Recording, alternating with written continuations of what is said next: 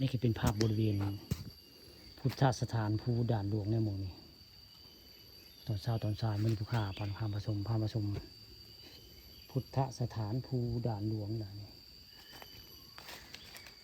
มันนี่เสี่ยวเหลี่ยมพามาเที่ยวได้หมดเลยเที่ยวพุทธสถานภูด่านหลวงหมู่นี้มี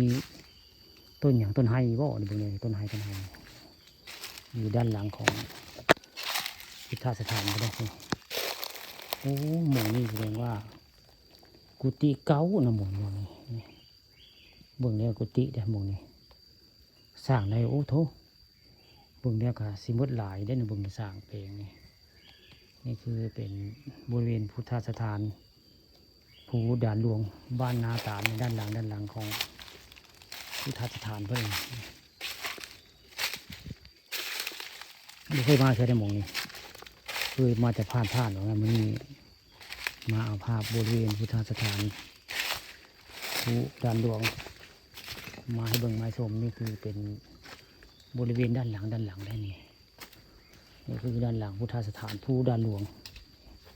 โอ้มีบันไดลงมาได้เจ้าเห็ดมานี่บึงเรียกสร้างเตียงมัดหลายเติบได้บึงเดียวพุทธสถานภูด่านหลวงนี่ผู้ค้าบัตรคำผสมมานี่พามาชมบริเวณพุทธสถานภูด่านหลวงบ้านนาตาลนั่น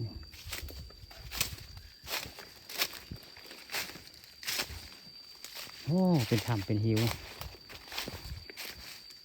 พอสมควรได้หมูนี่ก็ได้นี่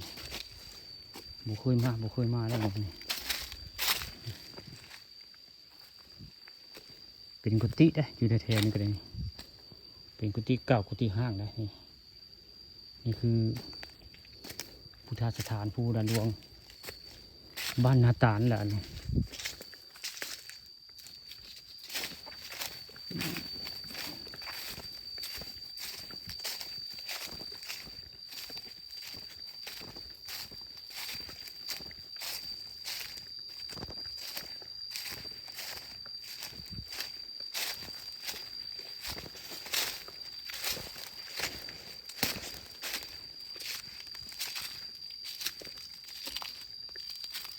โอ้หมู่นี่ก็ใบน้อยได้ถึงเขาจะสร้างแปลงไว้นี่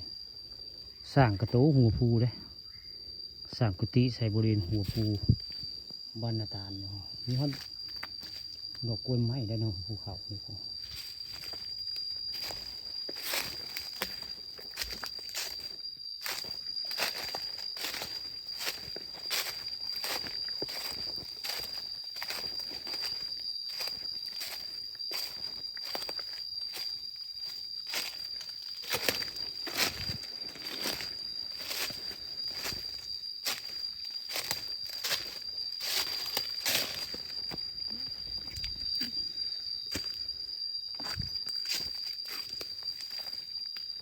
มาได้ก็จะเป็น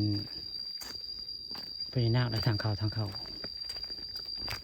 พุทธสถานแล้วนี่